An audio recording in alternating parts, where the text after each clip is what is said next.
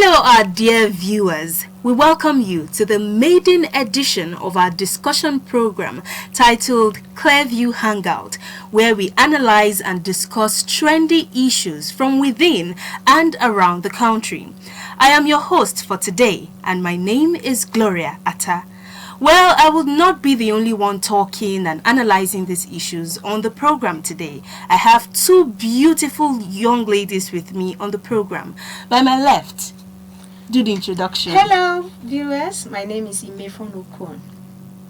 You're welcome. And? Hello, viewers. My name is Tolani Sarah Arodo. Yeah. So you're welcome to the program. Today's episode promises to be engaging, to be really interesting and exciting. Now, to kickstart the program for today, we are going to be talking about an issue or a topic that is very interesting. Something I know a lot of people will have something to say, and that is on marriage. We are going to be talking about marriage. Yeah, so, and specifically, we're going to be talking about rivalry in marriage, or, in the family system. Who owns the man? The battle for supremacy in the family. Is it the man? Is it the in-laws who own the man, or the wife? Now, why are we asking this question? This is because for generations now, rivalry between wives and their in-laws over who should have supremacy over the husband has been as old as the marriage institution itself. Just very recently, a viral video trended on TikTok where a young man was seen coming out to social media to say his in-law, that is his brother's wife, was sending him packing out of their house. And in the video, you could hear the woman telling him that he has overstayed his welcome, that he's eating their food and he's not making any contributions to the family. And this video, like I said, was initially shared on TikTok, and that video has garnered thousands of views, gathered thousands of reactions, and plenty people, many Nigerians, are debating on it both on social media and off social media. Here at Clearview News Desk and Clearview Hangout, we decided to speak to some Nigerians on the street to find to get their opinions on what they think about this battle. Who owns the man, the wife or the in-laws? When a woman married to a man, he has not married to that man alone, he married to both the family of that man. The same way, if a man married to a woman, you have not married to that woman alone, you marry also to the family of your wife. So, and according to the Bible standard too, that man comes from a family. So you cannot just come one day, either as a man or a woman, and say, yes, he is mine. And I have them that the family must no longer have must not have their way, or must not have anything to do with that man, or must not have anything to do with that woman. No, it's not done. That is not the way God established it from the beginning. And the day you marry a wife, automatically you should show your people that yes, I am now a man. I am outside you now. That your own now has become an extended family to me now. Because when a man marries, the immediate family becomes the number one. The father, the mother, the siblings become extended. So whatever that has to do with the family of the man is the marriage. And you should let them know that, look, now there is a kind of a border or boundary now between you and my family and my marriage. Once a man gets married, the Bible says he shall live and cleave to his wife. So definitely it should be the wife that should be the one that owns the man. The in-laws, it's not that he's going to do away with the wife and with the in-laws. At least there should be a decision between him and the wife concerning the in-laws. So, we've heard from Nigerians over who they think own the man. Here in the studio, it is time for us to also chip into this conversation. I'll start with you, Imi. The man belongs to everyone. In the sense that if once a woman wants to get married to anybody, you should know that the man did not come down from heaven is someone's child, that means that man has families. He has brothers, he has sisters, he has mother. So the family of the man should also know that this their son is now a grown man. So he has a family, immediate family. That's what they call immediate and extended. This immediate is very important to this man because they are always together. I'm not saying that his own the main family, that's the mother, the brothers, and all that, the sisters, they are not together, but there will be some form of distance. So now you have cleaved to your wife, and both of you are together. You are one.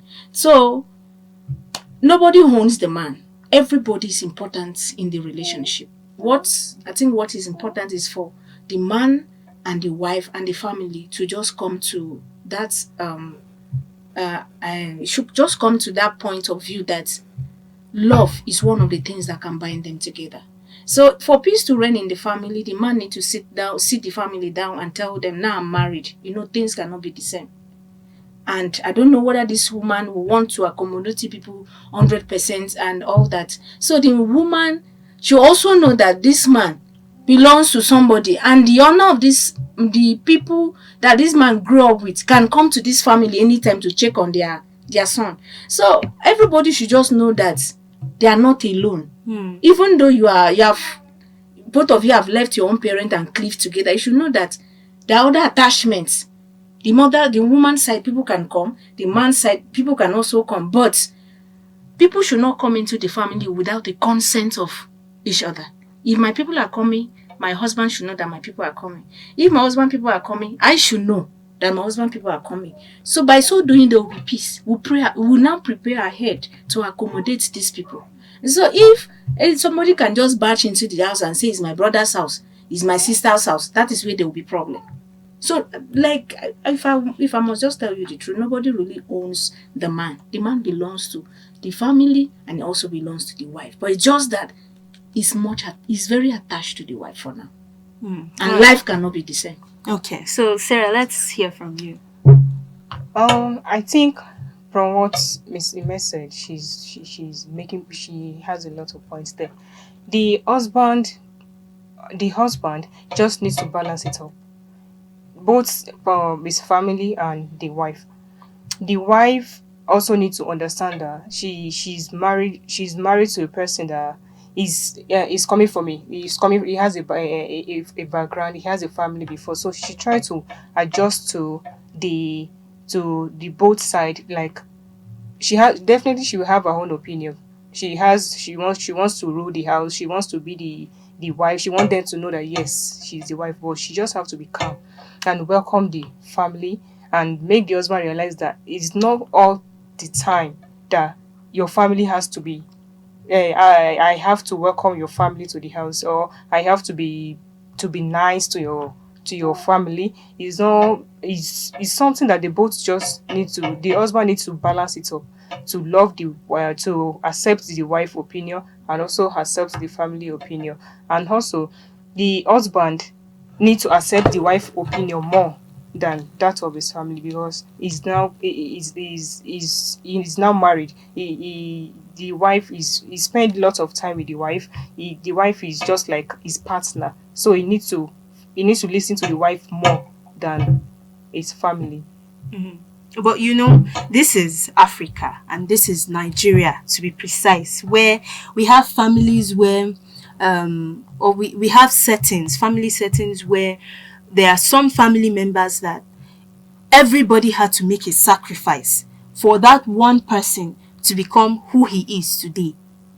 And then, once a family has invested so much in that child, once a family has invested so much in that child, they feel like this is now my time to reap. Because as much as we would say it's the wife, because she is like the latest addition to that family. She doesn't know how they've been running their affairs before that time. So if he listens to the wife more, the mother is going to feel left out. And if he listens to the mother more, the wife is also going to feel left out. I don't know if you understand what I'm saying. So now, in situations like this, where we have families that have so much influence over their children, earlier I was saying that we have, that was before the program started. I was saying that we have families where some families have a lot of influence over their children. Now we have families where it's just the father, mother, and children. They grew up so codependent on each other, from university down to even after school, down to the jobs they took. Their families were so involved in the decisions they made, even when it came to choosing the spouse.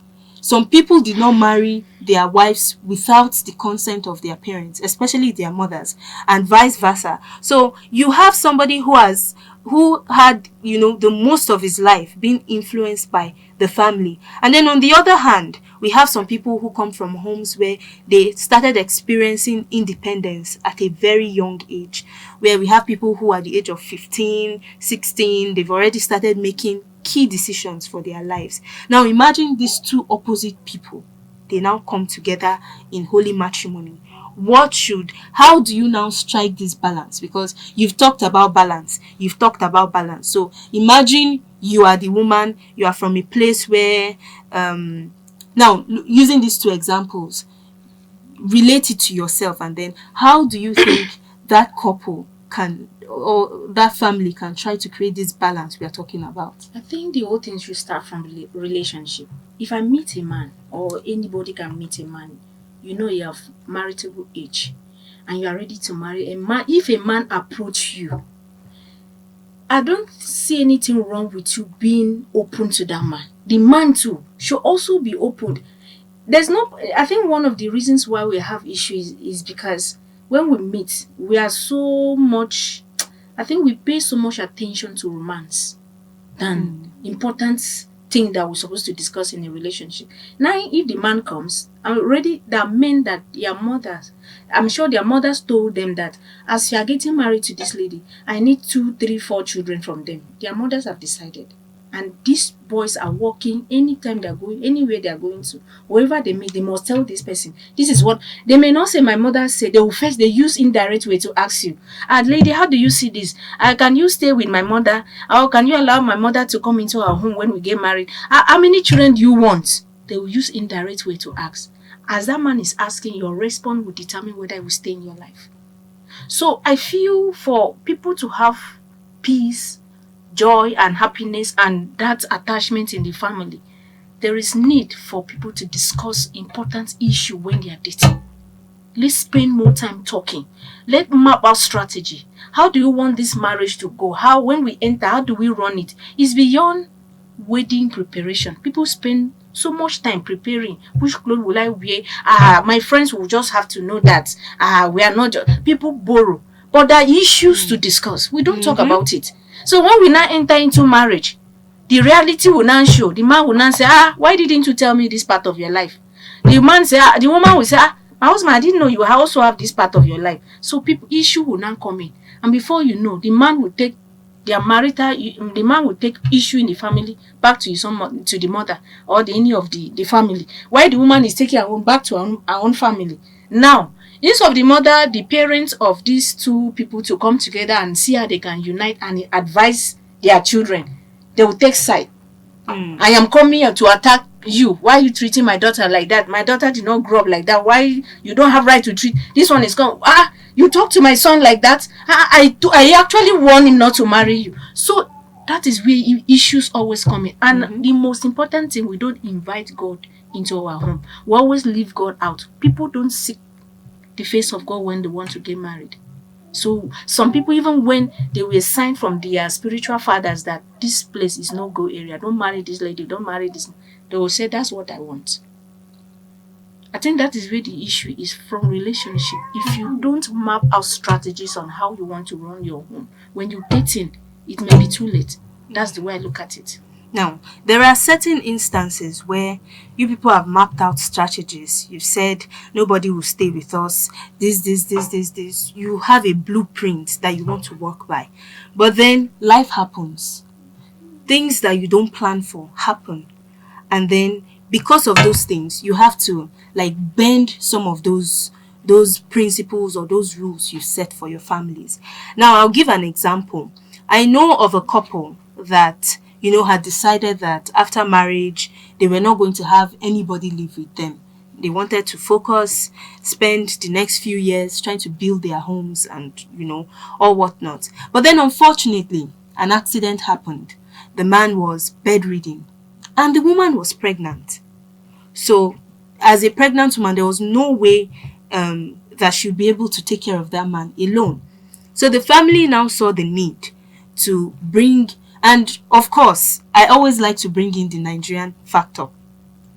The family was not so buoyant enough that they could, maybe afford therapy and just take the man to the hospital or hire someone to get help. So they needed someone who was available from the family to come help to take care of that person, take care of the husband. And, they brought a relative and this person started staying with them. And do you know that this person went on to stay with them for over 20 years? Because this person was still very young. Now, this was not the plan, but it had happened that way. Now, when it now happens that way, what do you do, Sarah? I think in that situation, as long as the husband gets well, it's a thing that you can just let go of that person. Because for that person to stay 20 years, it's not what the husband and the wife, but it's not what they agreed on. But for that person to stay, maybe they eventually agreed on it. Maybe they see the need of bringing somebody to the house, which initially they both agreed that they don't want anybody in their marriage. But they've now later see the need of having having a person in the house because of one reason or the other. So, but if it's not that both couples agreed on it, after the husband felt okay, after after it became very much okay, they're supposed to send that person back to the village, probably where the person is coming from. But since maybe they've not seen that having somebody in our midst is very important, so they both agreed. So that was why that person stayed for that long period of time. So it's just an agreement between the couples. They used to say never said never. Mm-hmm. So whatever you are doing, just know that things will change. Things will change. Even as young ladies, before you get married, I don't want this, I don't want. Just know that things will not be like that. Yes. So you just have to have this large heart to accommodate situations. Once you get married, things can never be the same. I used to have a female friend then that used to be very aggressive. Today she's married, she's calm. She likes traveling, she likes moving up and down, but things changed. The issue is that now, if in this situation now, third party came into the house, not because they planned for it. Something happened and the third party came in. So once the situation is normal, it's left for that person to stay that long. That means they were comfortable with that person. So everything boils down to decision and agreement between these two people. That's husband and wife.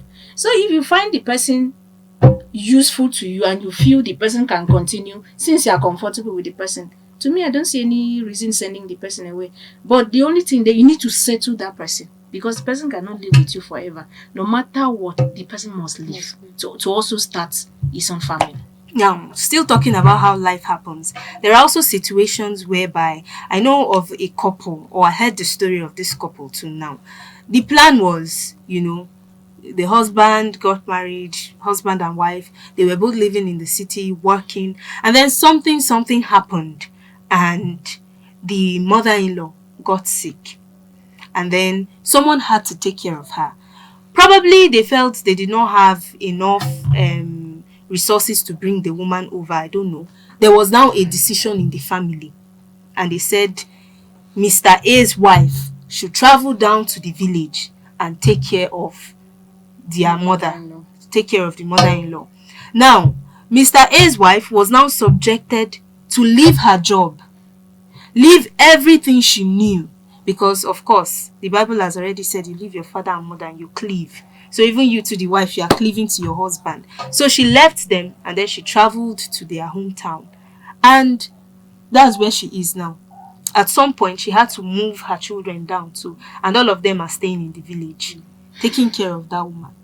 Now we still have things like that too. Sometimes it's the other way around. The mother comes to stay in the city, and then when she's now, even when she feels better, there is always this, especially if the woman is widowed, and she's lonely, nobody will be there to take care of her. Besides, how much food is she eating? How much? Let mama just stay with you people now. And before you know it, mama ends up staying with you people forever till God calls her home. So now, when it comes to big decisions like that, now, it is valid. If you look at the situation of things, it is valid. Health, life, and all these things have been put into consideration. But then, when it comes to these critical decisions now, who should this man listen to? Is it the family that has nurtured him? The mother that's carried... There was a picture that trended some years back where the mother was taking a child to school, and she carried the locker and chair for that boy on her head to the school, and people were now saying, in the future now, this boy will grow up and somebody will say, I'm the wife, this. Now, looking at all those things, when it comes to the big decisions like that, what do you have to say? All right, so the conversation is getting really interesting, but before my ladies here bring their takes on this, we are going to take a very short break, and then when we come back, we'll bring you more perspectives to this issue. Don't go anywhere. We'll be right back.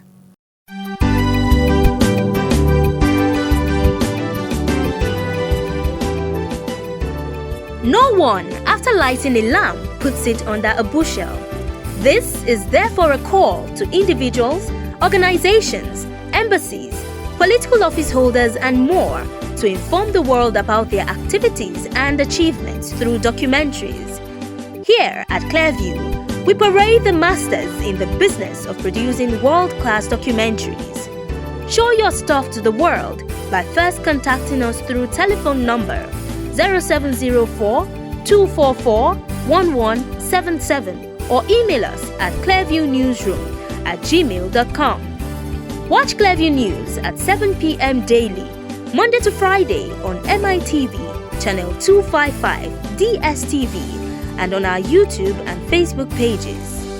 Clearview News Desk. We clear the view, one time and for all time.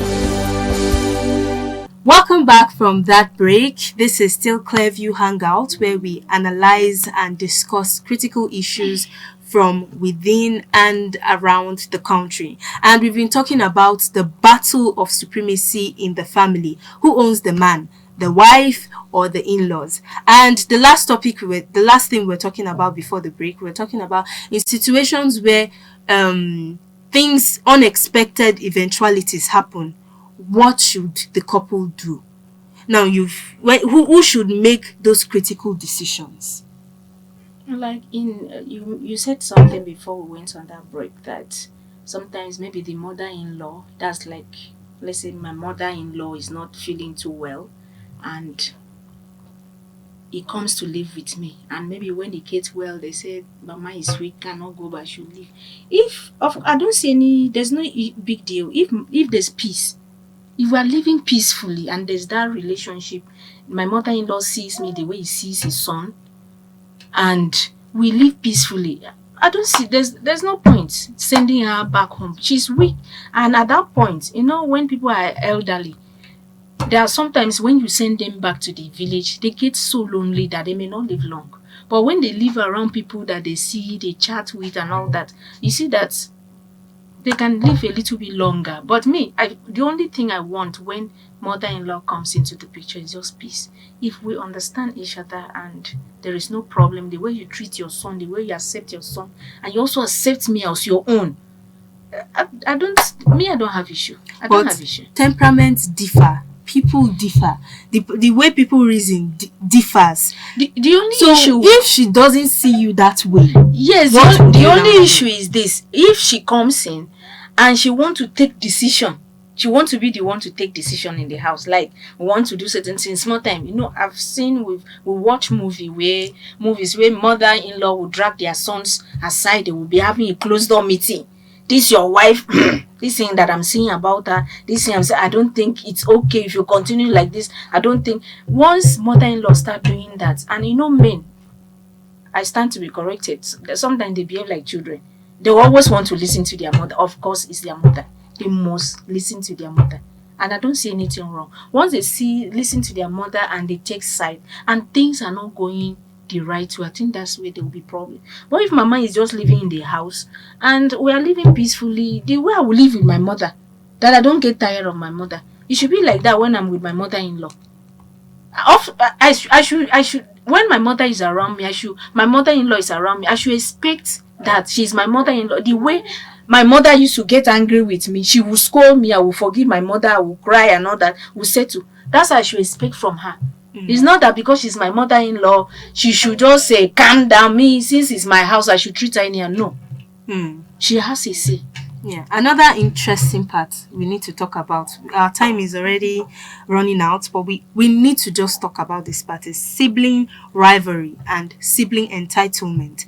Now, we have siblings who have this mentality or this ideology that this is my brother's house, this is my sister's house. Do you know what we've been through? Now, we come from families where we know the sacrifices we've made for our siblings. We know the sacrifices, the things we've done to ensure that our siblings, become someone. And, they make good use of their life. And we are all being hopeful. Imagine in the future that, everything falls into place. God does it. Your sibling is okay. And then you come to their house. Now, Sarah, you come to your brother's house. This is the brother, let's say, your younger brother, who you paid his school fees for, let's say, 5 years in school. You put him through school. He was always calling you for urgent 2K, urgent 5K. And then you now come to visit him. You're just there for, let's say, 2 weeks or let's say a month because of something. You came to do something and you felt it's better to save resources. Let me stay with my brother. And then you stay with them for a month. And then from your house, you already have a way you live, and then you come, you want to have breakfast, and they say, here in this house, we only take 2 slices of bread with a small cup of tea. And the wife is like, this is how we do it. We cannot bend our rules because of you. As a sibling, what would be your reaction? And if the tables were turned too, as the wife, what would be your reaction when you have that type of sibling who is already coming with an entitlement that I am a stakeholder in this family, so you treat me like one? How would you handle it? So these are 2 questions in one. If a husband should have that kind of sibling as a sister, I think he needs to call. He has a role to play, a major role to play by telling his sister that the way we have been, the way we are. Your elder sister, remember? Yes. There should be definitely before getting married, at least he has a way of relating to the elder sister in a respectful manner. So there should be a way of telling that, sister, I'm now married. All these things we have been doing before, she's also married, so she won't tolerate that kind of thing in her own house. So likewise, likewise her brother too. She wouldn't allow her brother to because of her and she wouldn't allow her brother to not to enjoy his marriage because of the brother want to satisfy her. So the husband just need to call her attention and let her know that, auntie, this thing we have been doing before is no longer in place. They have to be a way of doing it because we are now married. Make them understand that he's married, so there's no way he can be satisfying them like the way he was doing before. So, and the wife too, she have to be the kind of person that maybe in the relationship she's close to the sisters. There should be a good relationship between the wife and the sisters, so that by the time at the end of the marriage, maybe by the time the sister comes in, she will knows how to play a role as a wife, because she already have a good relationship with the sister before the marriage. So I think I feel where there will be peace in this situation now. Before you come into our home as a sister, whether you paid my husband's school fees or not, we need to discuss how long are you staying in the house. If it's 1 month, it's 1 month. And that 1 month that you are coming in, it doesn't mean that as a wife I'm going to worship you because you did. It boils down to understanding. If we understand each other, you can come into the home, we live together, we go to the kitchen together, we do things, we eat. So now when you are coming in, if there was a tradition already in the family that me and my husband were eating 2 slices of bread and we got used to it, when you are coming in, I shouldn't expect that you will come and eat 2 slices of bread. We free ourselves. Already I have this understanding, it's just 1 month. So when you have that understanding that it's just, you know how to manage the person. Whatever you're doing. I remember one time like that, I went to stay with my uncle. My uncle was not around, he traveled. I was with his wife. If the wife is cooking, she will use crayfish to cook. Meanwhile, my uncle left money with her. Because I was around, she refused to buy meat and buy fish to cook because of me. So one day I was just coming over, I heard the son asking my uncle's wife, say, "Mommy, I'm tired. This water soup is water. He said, because auntie is around. Let auntie go first." And when she finished cooking, she will fetch the main part and keep. And I didn't see that to be a big deal. It was not my father's house for me to go. I want to fight. Already I had time that I needed to stay there. When it was time, I left. There was no reason going to their house because it's my uncle's house. I will not go and start having entitlement and start fighting. No, it's our house. For peace to reign, when I go to my mother or my siblings' houses, I should respect myself. I stay with my younger brother. He's married. And I wash plates. They will, from morning till night. Imagine I'm at work and this work is hectic. I'll get to and wash plates. Plate that they ate from morning till I didn't see it to be anything. I felt that was the only thing I could control. I washed my younger brother's clothes to the box. I washed my sister-in-law clothes to even her pants. When she gave birth, I did all those things and people were blaming, but I didn't see it to be anything. It boils down to understanding. When you are with people, just know that you are not with your family. You are not with. Once you leave your parents' house, anywhere you go to, even if it's your blood brother's house, things cannot be the same. And give yourself time, or else you will have problem. Give yourself time. Just tell yourself. You may not say it out. That will not exceed 1 year. And that period you are living, you are planning your life. You don't go to people's house and you are living forever. They need their privacy. Take it or leave it. People need privacy. As you are like this, you have a roommate. The person is staying too long. Okay, maybe somebody, even if you are even in school, somebody come to visit you. You want the person to leave. You need your privacy. So I feel people should just understand that when people get married, they need privacy. Because my husband can touch me anywhere, can play with me. If you're around and you're my sibling, you won't feel comfortable. Yes. So indeed. there should be time. When you come, give yourself time. We should just let's tell each other the truth. We need to tell ourselves the truth. If we do that, there will be peace in any home. Yes, indeed. Well, it has been a really, really interesting conversation and it has just been wonderful hearing different perspectives. One of the major take-homes for me is communication is very, very important. Respect is also very important. Respecting each person, respecting the institution of marriage itself, and knowing your place is very, very important. Thank you so much, ladies. Thank you, Ime. Thank you, Sarah, for dishing this. And unfortunately, we have to wrap up today's program, but the conversation continues on our social media platforms. You can link up with us on Facebook, Instagram, YouTube. Just drop your comments. Tell us what you think. In the battle of supremacy, is it the wife, is it the in-laws, is it the husband? Whatever you have to say, just drop it down and we'll keep talking. Well, that's all we have. That's all we can take today on the program. It's been really wonderful. Thank you so much for joining us, and we hope to do this again next time. For now, it's goodbye from me. Bye. Bye, viewers. Yeah. Take care and have a wonderful day.